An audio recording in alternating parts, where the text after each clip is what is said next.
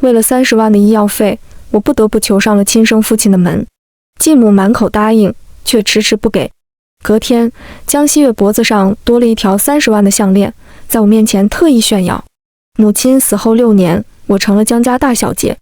父亲继母都怕我抢家产，不，我并不想，因为我要的是整个江家倾家荡产。从医院回来，正是午休结束的时间，班上闹成一片，副班长带着几个人要搜每一个人的桌子。江希月趴在桌子上，肩膀颤抖，哭得梨花带雨。同桌告诉我，他的项链丢了。那不是普通的项链，是他父亲特意到香港为他定制的16岁的生日礼物。他父亲是海市有名的富豪，也是我们学校的最大投资商，人长得漂亮，家世又好，还平易近人，整个思高没有人不喜欢江希月。听说他的项链丢了，副班长带着人在班里搜了一个午休，但是什么都没找到。听说那条项链要30万，同桌心有余悸，碎碎念着，这什么做的项链啊？不过他爸爸对他真好。我心念一动，30万，真巧，我妈的手术费正好是30万，而我连10万都拿不出来，又是针对我的吧？果不其然，副班长发现了刚回来的我，气势汹汹向我走来。江希月似乎拦了他一下，没拦住。将来，你是不是拿了希月的项链？他恶狠狠盯着我，人长得又高又壮，一脸怒气，乍一看有点吓人。看得出来，面对江希月的失望，他有点下不来台。而我的沉默，是他能找到的最好的出气口。是你的话就快拿出来，没看见希月都哭成那样了？不然别怪我对你不客气。同桌气得站起来和他理论，你凭什么污蔑人？他鄙视地看了我一眼，不是他还能是谁？班上谁不知道，他穷得连饭都吃不起了，够了。陆怀安及时制止住他，深深地看了我一眼，眼神复杂。他也不相信我。副班长更不满了，班长，肯定就是他，他都不敢说话了，这还不明显吗？我疲惫不已，不是我，可以了吗？没想到我会辩解，班上安静了刹那。江希月忽然怯生生转头看向我的方向，眼里是只有我看得到的恶意，转身又小声哭起来。副班长涨红了脸，梗着脖子，就是你。我说了你也不信，那你要我说什么？我的冷静让他恼羞成怒，直接伸手推倒了我的桌子，东西掉了一地。满地几毛钱一张的草稿纸上，那条昂贵的30万的项链格外耀眼。副班长迅速捡起那条项链，邀功一样拿给江希月看。月月，是你的吗？被众人目光围住的江希月犹豫了一下，惊喜又不失温柔地说，是我的，既然找到了就算了吧。多善良啊，竟然为那个不要脸的小偷着想，愿意这样息事宁人。对呀，女神果然人美心善。她承受着大家的赞叹，而我承受着不属于我的审判。欲加之罪，何患无辞？副班长拉着我就要去找老师，说什么都要处罚我，让我给江希月赔礼道歉。整个班的人都看着，但没一个人站出来质疑一句，也根本没人问我为什么要偷。如他所说，因为我出了名的穷，而他刚好在我桌子里，找不到那个小偷，大家都可能是，所以对他们来说，这是最好的结果。在副班长的不懈努力下，事情很快闹大了，老师也传来话，让班长带我去办公室。我所有的精力都已经耗费在医院，没心思辩解，所以明知道什么说法会更有利于我，也没再为自己争辩一句。陆淮南带我去办公室，我们一路无言。快到的时候，他突然开口问我，你想要那条项链？甚至没有怀疑，他就认定是我了。意料之中，又莫名失望。我诚实的回答，想要。为什么不想要？30万，如果他早点出现在我桌子里，我真的会卖了他。那样我就不用去找江希月的爸爸，不用去求他的妈妈，那样我妈也不会，现在还拿不到这笔救命钱。值得吗？他拧着眉，不理解我为什么为了一条项链赔上声誉，或者还有前途。而我也终于意识到，他和江希月才是一类人，他们唾手可得的，是我放弃尊严也求不来的。值得呀，怎么不值得？我安安分分的陪他演这场戏，让他看到他想看到的结果，只是希望他满意了就能履行承诺。但我没有开口，他也没再说话。办公室很快就到了，他往回走，而我进去，门合上。当着主任的面，班主任严肃地训斥了我一顿，骂完又不落痕迹地点明我的成绩和努力。为了保住我的学籍，他一直小心陪着笑脸，但是没有用，主任不吃这套，他甚至想报警处理，在姗姗来迟的江希月的劝说下才放弃了。主任也得看着江家的面子行事，于是班主任对着江希月好一顿安慰，又是夸他心地善良，又是劝他同学情深。突然响起的电话铃声打断了他的苦口婆心，也拯救了江希月，他的笑脸险些维持不下去了。他不想放过我，我知道，但我此时更关心这个电话。我没有手机，在医院留的电话就是班主任的。通话时间很短，班主任看着我，语气沉痛：将来，我现在带你去医院，你要做好心理准备。我如坠冰窟，有什么在心里轰然倒塌。尽管梦里已经听到了很多遍这句话，连语气都一分不差，但此刻我还是手脚发凉，不知所措。怎么会？他不是说很快就会把手术费打过来吗？我猛地看向江希月，他眼里满是得意的笑，一脸居高临下的同情，手轻轻抚摸着脖子上的项链。早该想到的，他们从来没有这么好心。办公室里没有什么争吵的声音，只是突然门被打开，班主任和我匆匆离去。门口徘徊很久的陆怀安没来得及说上一句话，人已经走远了。医院里下了最后一次病危通知，这次不再有人催我，要快点筹到手术费。他们说已经尽力了。出租车上我死死攥着手，心里一刻不停地祈祷，绝望的许愿。到了病房门口，我已经喘不过气。主治医生对班主任轻轻摇了摇头，他对我说：对不起。我下意识想说没关系，却发现哽咽的说不出话，眼泪争前恐后涌出来，怎么擦也擦不干净。班主任不忍心，偏过头抹了抹眼角。护士姐姐摸了摸我的头，红着眼睛：进去看看妈妈吧，最后一眼了。妈妈躺在熟悉的病床上，已经撤掉了食管和鼻饲管，呼吸机吊着最后一口气。她看向我，笑着的，温柔的，眼角流出眼泪，一滴接一滴滑落在我手里。对不起，小来，宝贝，妈妈坚持不住了。没关系，没关系。忽然不知道该说什么，我一遍一遍哭着重复。为什么会这么突然？为什么努力了那么久还是没有用？为什么？泪眼朦胧里，我看见他疲惫又愧疚的笑容，忽然觉得万分无力。听他交代着后事，最后一字一句告诉他：妈妈，我爱你。我一点也不觉得委屈，一点不怪你，我只是希望你能多陪我几年。如果你太痛苦，那也没关系。没关系，真的。妈妈潸然泪下，不舍又担心地望着我，用尽最后一丝力气：我也爱你，宝贝。然后仪器开始报警，蜂鸣声此起彼伏，心电图归于直线，宣告着他的离去。我伏在床边，崩溃地放声大哭，悲痛难以自抑。丧事办得很简洁，表舅舅妈操持了一切，而我只是披麻戴孝，在灵堂前跪了3天。第1天，江妈妈来了，她雍容华贵地表达了同情，对延误的手术费没有半句解释，又雍容华贵地走了，留下一封薄薄的礼金。我收下，所有的礼金都给了表舅舅妈。下葬的那天，我一个人在妈妈墓碑前待了很久，想了很久。如果我没有招江希月的讨厌，如果我一开始就逆来顺受，他们是不是不会这么残忍？可这本就是无解的死局，我们天生就是敌人。一直到了傍晚，夜幕初合，约定的时间到了，我才和妈妈说了再见。山脚下，江希月父亲的车停在那里。我打开车门，看见车里的人，一瞬间掉下眼泪。爸爸，我再也没有妈妈了，我只有你了。江明还有一瞬间不太习惯这突如其来的如沐之情，不过很快就适应了。他叹了口气，谁能想到，你一找上我，我就让你阿姨准备手术费了，还是没用上。是啊，准备了半个月，最后给江希月买了项链。我没说话。小来，江来，小来，瞧爸爸这记性。别太伤心，我答应了你妈，以后一定会好好照顾你。他尴尬的话题一转，不过你也知道，你阿姨她不太喜欢你妈妈，我知道。我勉强露出笑意，我不会给爸爸添麻烦的。好孩子，辛苦你了。他欣慰地松了一口气，想起什么，脸上泛起笑意。说起来，你和希月差不多大，一定能玩到一起。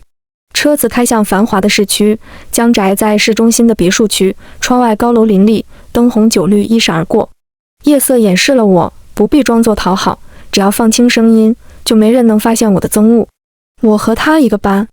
江父惊讶了，你也是思高的？不怪他惊讶，思高还有一个名字，海市贵族高中，学费高的离谱。在知道我是因为成绩特招进的思高后，他明显温和了不少。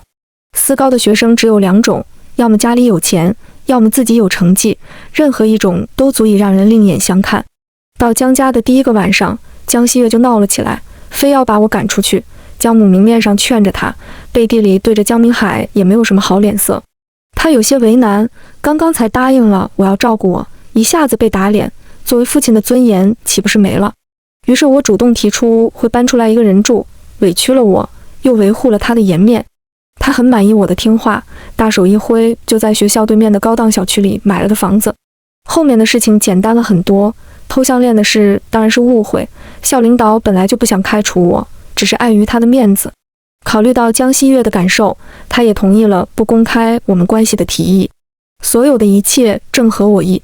因为丧事耽误了几天的时间才回到学校。看见我的时候，同桌差点喜极而泣，我还以为你被开除了，吓死我了。整个学校除了班主任，唯一担心我的人。我露出这么多天以来第1个真心的笑，抱了抱他，别担心，我没偷东西，我没事。我知道，他笃定地说。我们对视一眼，一起笑了。周一广播周会，每周的最后环节都是通报批评。今天周会班上格外安静，有人幸灾乐祸地等着看我的笑话，比如副班长，比如江希月的好闺蜜们。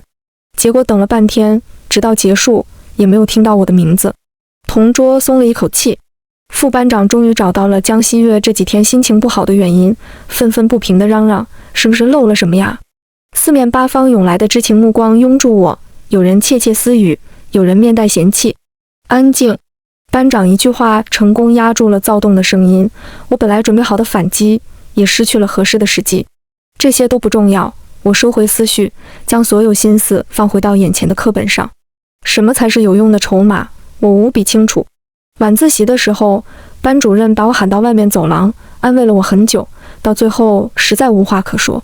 即便是一个坚强的成年人，也无法承受失去母亲的痛苦。他拍拍我的肩，试图传递给我一些力量。亲眼目睹过我的崩溃之后，他总担心我。有什么事情记得来找老师，我知道你要强，但有时候不能太要强了，你还是个孩子。有什么不好给我说的，就上家里找你师娘。我听得鼻子一酸，老师不用担心我。说来奇怪，这几天我觉得很轻松，心里也不再总是惴惴不安，总是担心。再也不用学校医院两头跑，一天睡2-3个小时，干什么都恍惚，又总是绷着神经。只是那个时候我看着妈妈能真实地感受到幸福，现在不能了。现在只是空落落的，心里缺了一个大口子，再也补不上了。听我说完，老师也沉默了。我离开后，他还独自撑在栏杆上，不知道在想些什么。晚自习下课，大家都走了，陆怀安在位置上迟迟不动，直到我收拾东西准备走，他才踟蹰着跟了上来。他小心打量我，老班骂你了。我恹恹的，不太想说话，没有。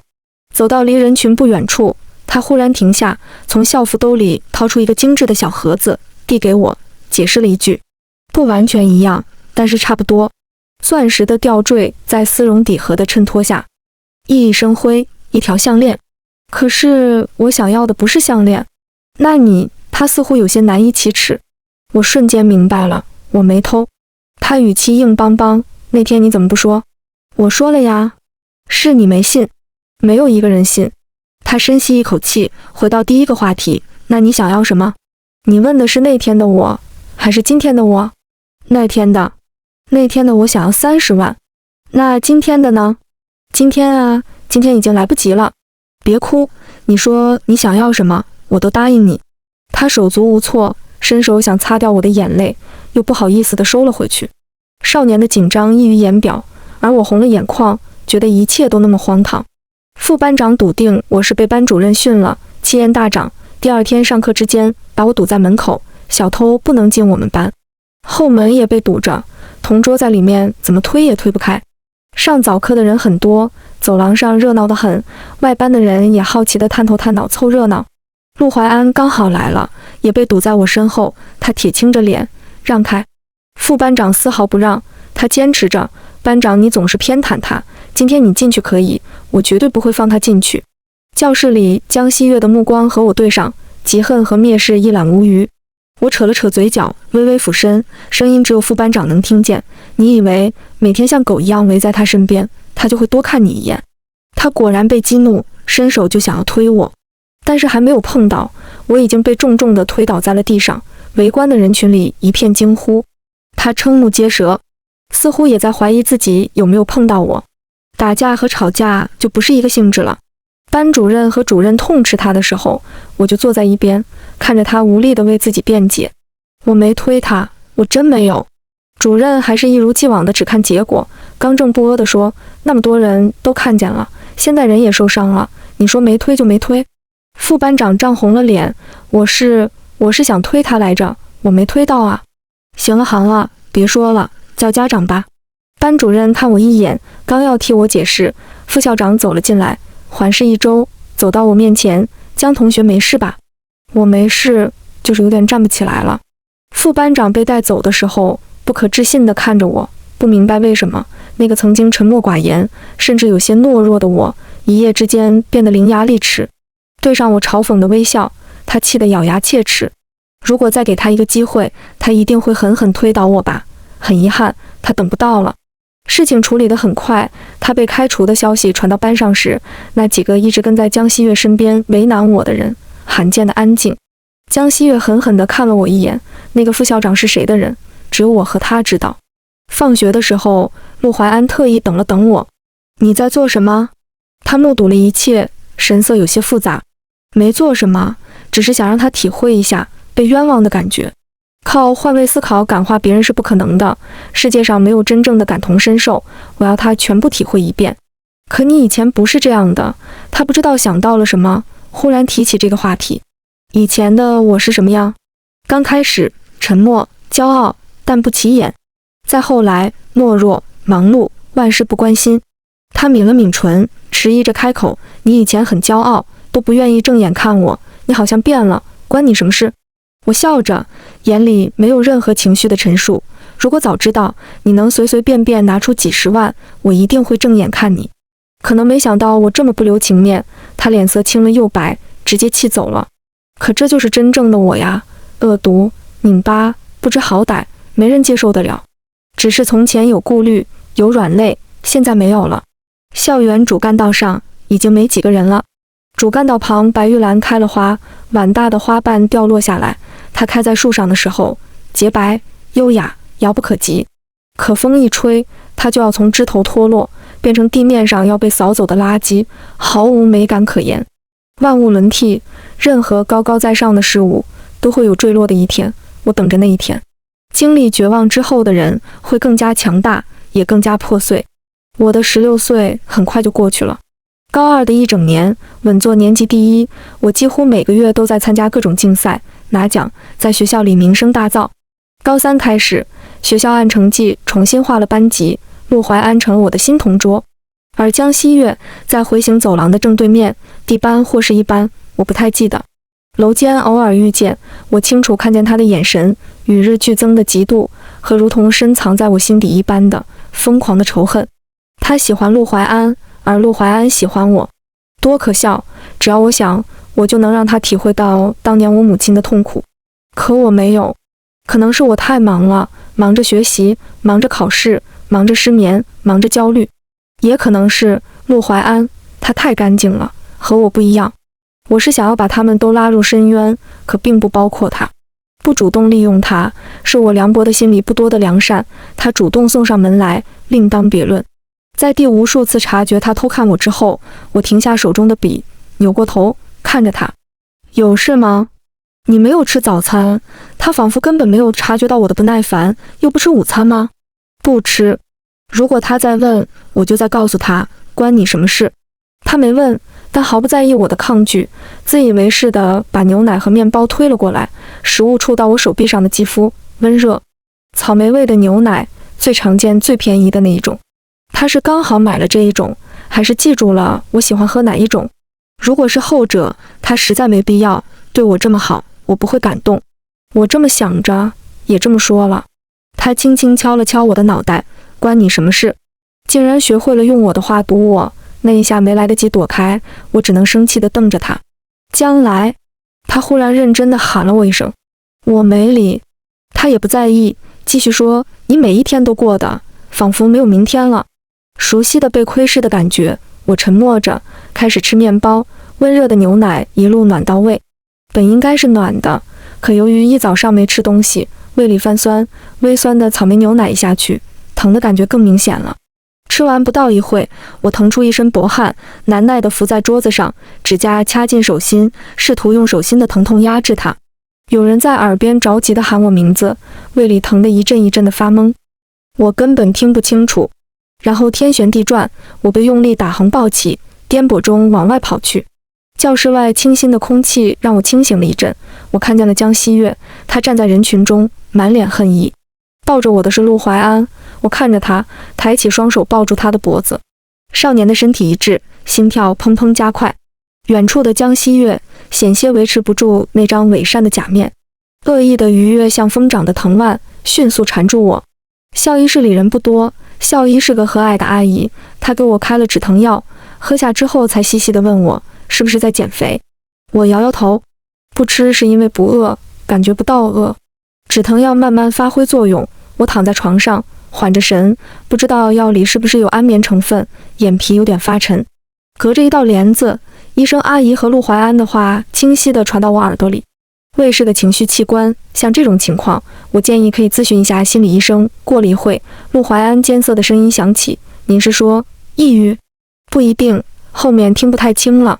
我睡了不到1个小时，被疼醒了。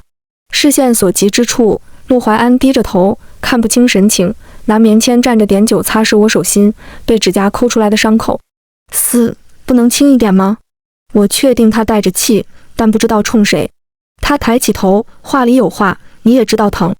很明显了，有气，冲我。我重新闭上眼睛，假装不知道。我没想过作践自己，可是就算饿到胃痛，他还是清楚地告诉我，他不饿，不想吃。就算9点就上床躺着，一直到2点，也还是很清醒。我知道或许哪里是出了一点问题，但是我已经没有去找出问题的力气了。第二天，他给我带了早餐，我没吃。发现凉掉的早餐被偷偷丢进垃圾桶的时候，陆怀安第一次对我生气了。他脸色难看的不行，最终只是说了一句，将来我再也不会管你了。对我来说几乎没什么威胁力，一言为定。但是第二天，陆怀安还是带了，换了一种。第3天、第4天，一天都没有断过。口是心非的陆怀安，忘了从哪一天开始，出于什么心理，我不再拒绝。高3的家长会，我的座位上是江明海，他坐在那里，恬不知耻地接受着夸奖和恭维，红光满面，把家长会当成觥筹交错的酒会。江先生真是会教女儿，改天一定要来家里做客。哪里，哈哈哈，小江啊，你可真是深藏不露，你家这个女儿前途不可限量啊。杨老说笑了，你们家公子也很优秀。旁边的位置上坐的是陆怀安的哥哥，侧脸3分相似，西装革履，面对攀谈，始终温和又得体。和始终满身铜锈的江明海不同，他仿佛天生带着距离感，金贵而低调。陆怀安以后也会变成这个样子吗？含着金钥匙长大的他们，小时候无忧无虑，一辈子顺风顺水，不出意外，他也会变成这样遥不可及的大人物吧？站在教室后面，我看得出了神。周围太吵，他起身走过来寻找陆怀安，江明海不知也怎么跟了过来。陆公子，他喊了一声，语气带着刻意的亲近，没想到在这里遇见了，真是缘分啊。陆淮南停住脚步，江董，大忙人啊。哎，不敢当，他谄媚地笑着，又夸道，小公子真是人中龙凤，一表人才，不愧是陆公子的弟弟。过奖，江董太谦虚了，你女儿才是真的优秀，小姑娘未来可期啊。说着，他从人群里准确看向我，脸上的笑真诚了不少。他认识我，我浅浅地回了一个笑，脑中回荡着这个想法。家长会上，江明海狠狠地出了一个风头，人人夸他叫女友芳。在场的不少是生意场上的朋友，交际圈一下子打开不少。他高兴得忘了形，非要带我回江家老宅吃饭。我没有拒绝他，也是时候回去看看那对母女了。餐桌上，听着他一刻不停地说着家长会上的风光，江母已经完全放弃了伪装，僵着脸一句话也不说。江明海咳了2声，试图缓解尴尬。西月呀，你也要多向小来学习，说够了没有？一向标榜温柔千金大小姐的江西月一把摔了筷子，狠狠瞪着他，这么喜欢他，那你别要我了，你当我死了算了。说完哭着跑上楼，江母也担心地追了过去，临走时恶狠狠剜了江明海一眼，似乎在说秋后算账。这时他仿佛也醒了过来，连忙跟了上去。楼上传来摔摔打打的响动，江西月的哭闹声，还有江父江母的哄劝声。凭什么要我向他学习？他算个什么东西？江西月又摔了什么？稀里哗啦碎了一地。好好好，是爸爸说错了话，爸爸给你道歉。江母小声地哄着，依稀听到几个贱人，语气轻蔑，不用猜都知道在说谁。饭菜都快凉了，一桌子色香味俱全的美食勾起我几分胃口。我每一个都浅尝了几口，在保姆复杂的目光里离开了江家。高3的午休时间很珍贵，尖子班的氛围很好，学习的静静学习，睡觉的安心睡觉。在洗手间里，我吐了个昏天黑地，胃里一阵抽搐，不知道是饿的还是撑的。几乎每一天都要来上一趟，吐完开始漱口、洗脸、擦手，完全机械性的重复。走出洗手间，看见门口的人，我心虚了一瞬，主动打招呼：“你不是在睡觉吗？”陆怀安不答反问：“你在干什么？”“上厕所呀。”在门口的洗手池里又洗了一遍手，我从他旁边走过去，他一把攥住我的手：“你撒谎，我听见了。”“你在说什么？”“我不明白你。”我试着挣开他的钳制，却怎么也撼动不了。18岁的陆怀安比我高了一大截，低头看我，气压很低。“这种情况多久了？什么时候开始的？”“将来说话。”他表情严肃。“上一次喊我全名，还是说再也不管我了？”“很久了，我忘了。”“是不是食堂你不喜欢吃？中午的饭不好吃？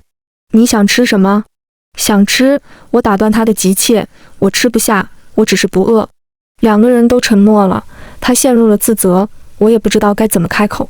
走廊里起了风，我望着风的方向，那是远郊，那里一片荒芜，什么都没有，除了无数的墓地。妈妈也会担心我吧，可我真的不知道该怎么办了。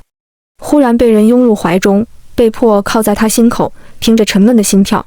陆怀安艰涩的声音在头顶响起，像是在安抚我，又像是在安慰他自己。“没事，没事的。”他不太熟练地拍了拍我后背，像对待出生的孩子一样，“吃不下就不吃了，但是将来你生病了，生病要上医院。”我偷偷红了眼眶。在此之前，我们从来没有过逾矩的举动，彼此默契地守着那根线，相安无事。但此刻的拥抱，我竟然觉得久违，仿佛我们一直就是这样亲密。“我不会不管你，永远不会。”他为他的气话道歉。我们的关系什么时候到了这样的地步？我脑子一片混沌，感受着他抚着我头发的力道。医生的诊断确定了我心中的猜想：应激性情感障碍，抑郁厌食症。陆怀安坐在医院的走廊里，拿着诊断书看了很久，自责不已。我早就该注意到的，都怪我。金色的阳光铺在走廊地板上，映得他侧脸熠熠生辉。他没有问我怎么了，就只是努力的想要捡起废墟里的我。我心动不已，最后还是什么也没说。这2年，我已经刻意的不去回想起妈妈离世那天的场景，但一闭上眼睛，它就自动浮现了。江明海的漠视，江母的惺惺作态，江西月的洋洋得意，一想起来就恨得头疼欲裂，胃里翻江倒海的恶心。我恨不得杀了他们，但我不能，也做不到。妈妈一定不会想看见这样的我，活在仇恨里的我。于是我把自己割裂开，一半在白天装得若无其事，一半在晚上恨意翻涌，难以入眠。医院只能挽回虚弱的身体，救不了破败不堪的灵魂。我知道他已经坠入深渊，无药可医。优秀的履历和出色的外表着实吸引了很多人。我拒绝了所有试图靠近我的人，他们爱慕我光鲜的外壳，但我拒绝不了陆怀安。他小心翼翼地捧着破碎的我，心底某个隐秘角落记载着我的心情。他的靠近清清楚楚地带来了欢心，所以我只是看着，既不主动也不拒绝，冷眼看着他为我忙前忙后，为我患得患失，装作无动于衷。他盯着我吃药，盯着我吃饭，给我带各种各样的玩具，沉默接受我的挑食、暴躁和不耐烦，然后无一例外的妥协、道歉、安抚。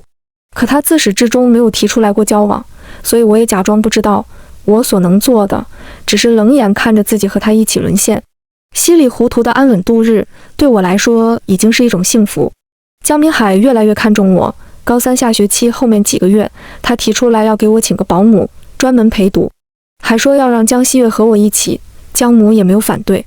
我这才知道，江希月的成绩不知道为什么一落千丈，从开始的中庸，逐渐沦为垫底。到了这个时候，走艺考也没有时间，最后实在不行，只能送出国，他们都急了。我答应得很痛快。过了2天，他又放弃了这个想法，江希月不愿意。不管怎么说，江明海很满意我的温顺，语重心长地叮嘱我好好学习，让我高考完就去公司实习。爸爸的产业最后还是要交到你和希月手里，你们好好相处，我就放心了。他说的诚恳，我应得乖巧，父慈女孝。高考那天早上，我很早就起来了，在安眠药的作用下，昨晚睡得不错。先去学校集合，再去考点。私高校门口聚了很多人，家长比学生还要多。我收到了很多祝福，老师、同学，还有路边志愿送水的温暖小姐姐。去考点是校长亲自送我，熟悉的班主任也特意申请送考，坐在我旁边不停安慰我。他比我还紧张。透过车窗，门口的江希月一家3口一晃而过，校长的车直接开进了考点学校教学楼下。同样开进来的还有陆家，除了陆怀安，还有陆怀安的哥哥和他的母亲。他穿着素色的旗袍，眉目温婉。看见校长，他笑着打了招呼。趁着校长和他们寒暄，我和班主任说了一声安静离开。陆怀安追上来，没有一点掩饰的意思。或许是心虚，我下意识回头看他家人的反应。陆哥哥还在和校长寒暄，陆妈妈看着这边，笑意盈盈，看见我回头，比了个加油的手势。陆怀安没有回头，我突然意识到，他是在对我说加油。怎么了？没什么，你妈妈真好看。他笑，他如果知道你夸他，一定会很开心。很快走到了分岔口，我们不在一层楼考试，彼此说了高考加油之后，就分道扬镳了。后面的2天都沉浸在高考中，而高考很快就过去了。听到我说一切正常，老师们齐齐松了一口气，拿出新鲜出炉的答案，拉着我在办公室一颗一颗估了分。估完之后，所有老师都忍不住喜笑颜开。班主任教了我3年，脸上的骄傲已经藏不住了。今年是状元，肯定是我们学校。陪着老师们说笑完，我走出综合办公室。外面的喧闹涌入眼帘，纷纷扬扬的试卷纸片雪一样从半空中落下来，每个教室都在狂欢，整栋教学楼被渲染得喜气洋洋。教学办的老师在楼下撕心裂肺地喊着：不要撕书，不要乱扔垃圾，没有一个人听得进去，疯了一样的放纵。校长笑着阻止了他的无用功，很快就被一堆调皮的学生围了起来，非要和他握手，排着队，一个接一个。场面过于滑稽，我莫名的惆怅都被驱散。陆怀安忽然出声，温柔笑问：看样子发挥的不错。不知道他站了多久，我回过神，还可以，你呢？一样。他看向我，带着笑，眼里的爱意再明显不过。我垂下眼，不敢再看。教育局通知说26号下午出成绩。26号中午，我就接到了班主任的电话，比估分还要高10来分。班主任兴奋得差点没哭出来，是状元稳了。校长接过电话，也笑得开怀。你小小年纪，怎么心态比我们这些老头子还稳？江董都没你冷静，这回你可真是给思高狠狠争了口气。我跟着笑，我也激动啊，激动得说不出来话了。电话那头笑声一片，挂了电话，页面上显示着几个未接来电，我随手把手机扔在一边。不开心吗？开心。只是无人分享，无人真心在意，好像也没有那么开心了。困了，一觉睡到了下午，醒来时夜幕低垂。睡之前没有开灯，无边黑暗笼罩着我。门口突然传来钥匙转动的声音，在空荡荡的房间里格外明显。我脑中警铃大作，要是我从来没给过谁，物业也不会这个时候来。应该躲起来，或者拿个什么趁手的工具准备防卫，或者报警。但我什么都没有做，只是静静地扭头看着门口，等待命运的宣判。短暂的等待时间里，我忽然意识到，我好像并不是那么想活着。门开了，灯光大亮，进来的是陆怀安。我闭了闭眼睛，抵抗突然的明亮带来的不适，疑惑发问：“你为什么会有钥匙？”他皱眉大步走进来，确定我没什么事，才若无其事解释道：“问物业要的，你电话打不通，怕你出事。”哦，我不再怀疑，从地毯上坐起来，睡了一觉刚起来，还没看到手机。手机上屏幕上显示着江明海也打了好几个电话，又发了几条信息，我回信息解释了2句，他没再说什么。陆怀安仍然皱着眉：“你在地上睡了一天？”我纠正道：“地毯上，而且这个天气又不冷，地上凉，下次不要这样。又一天没吃，要吃了吗？”眼看他越问脸越沉，我打岔道：“你到底来干什么的？”想起了什么，他脸色缓和了些许，摸了摸我的脑袋，骄傲地夸我：“全省第3，是状元，我们将来怎么这么厉害呀？”我们将来，心莫名颤了一下，我压下心里的悸动。你呢？他一边收拾着桌上的东西，一边笑着回答：“省50多，应该能和你去一个地方。”好不容易恢复的心跳，又因为后半句话起了涟漪，我不自觉跟着他的脚步进了厨房。那你要去哪？你想去哪？他熟练地打开冰箱和柜子，检查食物，怎么全是泡面？脑袋又被敲了一下，不轻不重的。我扯住他的衣袖，仰头看他。我想去北方，首都。我也是这么想的。察觉到我在撒娇，他心情大好，什么都忘了。他兴致勃勃地计划着我们的未来，没发现任何异常。最后的专业选择是江明海的建议，金融管理。江西月出国的前一天，江明海让我回江家吃饭。饭桌上气氛出奇的和谐，江母笑得温柔，夸了我好几句。演了几年懂事和腼腆，我已经炉火纯青，甚至他提到我去世的母亲时，都没有表现任何异常。江母笑着：“西月，快敬姐姐一杯，以前年纪小，以后可不能不懂事了。”我也笑，说没关系，仿佛真的已经带入了姐姐的角色。江西月咬着牙敬了我一杯，小声骂道：“虚伪。”饭后，他们拉着我聊了一会天，江西月看起来极其不愿意，但也没有直接拒绝。中途我上了个厕所之后，江西月竟然面无表情地叫了声姐姐，我笑着应下。江明海大喜，他从来不在意暗中风起云涌和弯弯绕绕，只需要表面的和睦，不给他惹麻烦就行。事出反常必有妖。上厕所的时候，特意把手机留在了桌上。晚上回到家，我打开手机录音机，一阵电流声后，先是江西月压抑着怒气的声音：“我才不要喊这个贱人，你们死了这条心吧。江母听话，他现在是状元，你们校长都要高看他一眼。”江西月打断他，声音尖锐：“是状元又怎么样？就那副穷酸样，你们还想让他进家里公司？我不同意，我死也不要看着他过得比我好。”江西月，江母的声音也带了点怒气：“这么大个人了，一点都不懂事，都说了几遍了。他在家里的公司又怎么样？股份是你的，还不是给你打工？我告诉你，他要是去了别的公司，更不好掌控。”江明杰赶紧附和道：“宝贝乖女儿，爸爸的东西当然都是你的，放心。”江西月怒气渐消，两人又哄了好几回，许了一个当季新款包包，他才完全消气。和我想的差不多，躺在床上回忆起江母提起我妈妈时虚伪又得意的嘴脸，我遍体恶寒，一直到凌晨才在安眠药的作用下睡去。录取通知书出来后不久，原班级组织了一场谢师宴，班上包了3个连着的大包厢，男生女生各坐一个，中间是老师和学校领导。作为优秀毕业生代表，我坐在校长旁边。吃到最后，男生们开始拿着酒杯敬老师，也有嚷嚷着要敬我的，都被班主任挡了下来。临走的时候，校长拍着我的肩膀，无不遗憾。清大给我打了好几个电话，谁知道你偏偏就要去 A 大，不过你那个专业 A 大也是国内数1数2了。一旁的老师遗憾附和，这孩子还是恋家。我应付着老师，心跳得厉害，忐忑不安，不敢去看陆怀安的脸色。还好他好像没听到。谢师宴结束之后还早，有人提议转战 KTV， 大家纷纷同意。老师叮嘱好，一定要把女生安全送回家，也放心的走了。我也跟在大部队后面去了 KTV， 他们喝酒、唱歌、玩游戏，场面一下就热了起来。没人会在这个时候留意到我，只要走之后在班群里说一声就好了。我盘算得很到位，除了没算到陆怀安，才悄悄溜出包厢，还没过拐角，后面有脚步声追了上来。我心乱如麻，被追上来的陆怀安一把拽住，压在墙壁和他之间。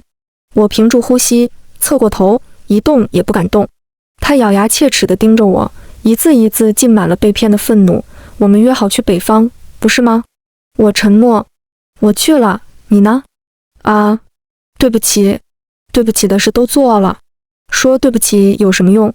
他有些控制不住情绪，怕伤到我，平息了一下呼吸。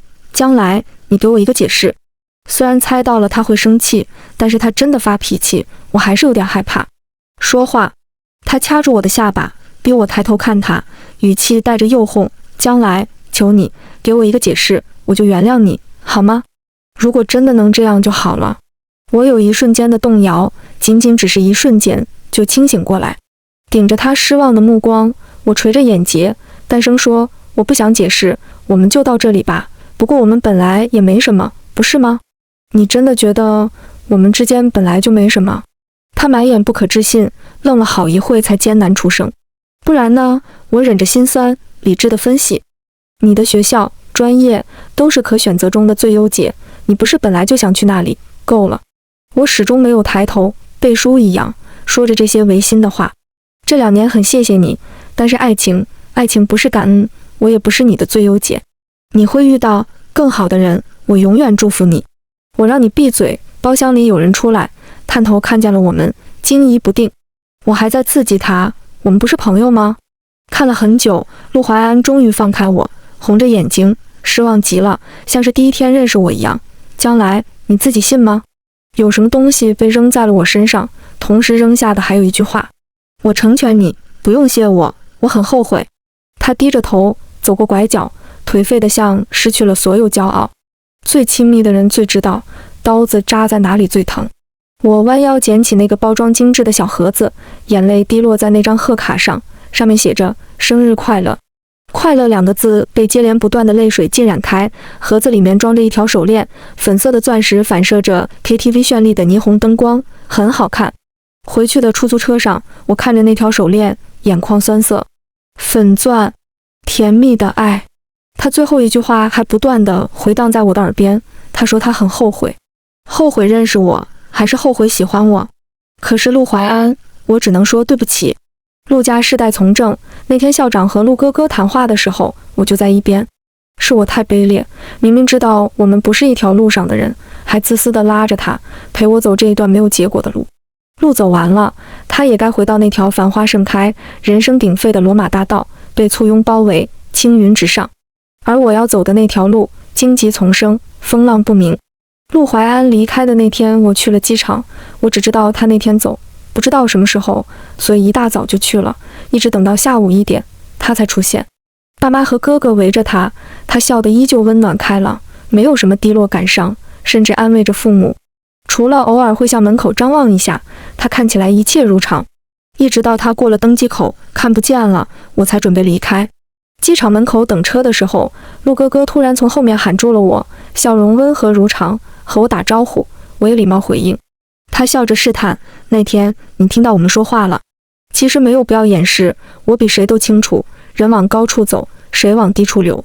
您不就是说给我听的吗？我想了想，你说的有道理，他的未来至少要体体面面。话说穿了，难免不好听。我们都默契的没有再深究，不体面的到底是江家还是我？他沉默良久，才无奈地说：其实如果你再坚定一点，我未必。车来了。我第一次不太礼貌地打断了他，我先走了。没有如果，我也不坚定。重来10000次也是同样的结果，现在这样就很好，最好。A 大就在海市，开学开得晚，我没有住宿，也就没有什么东西要带，一个人简单报了个到。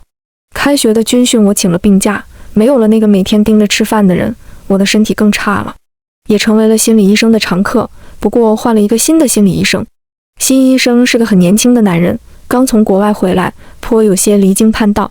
甚至完全支持我颠三倒四的作息规律，认为只要补充足够的营养，不用干预我的厌食症。在他扎实理论基础的支持下，我的日子变得更加混乱，又在混乱保持着微妙的平衡。后来我很少焦虑，只是失眠，想想妈妈，想想陆淮安，天就亮了。学习在一定程度上能治愈我。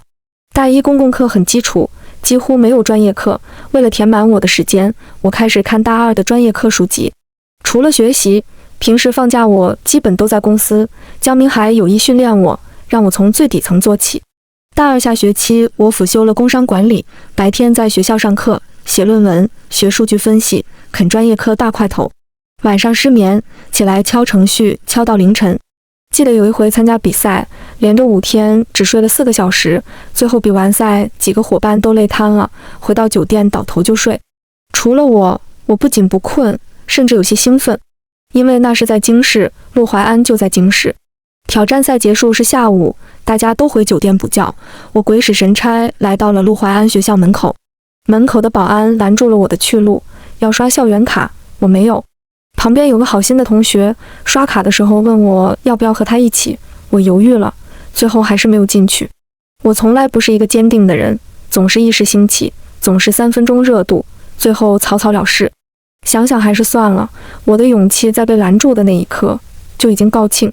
那次回到京市之后，失眠更严重了。没办法，我找到我的心理医生求助。我总是睡不着，怎么办？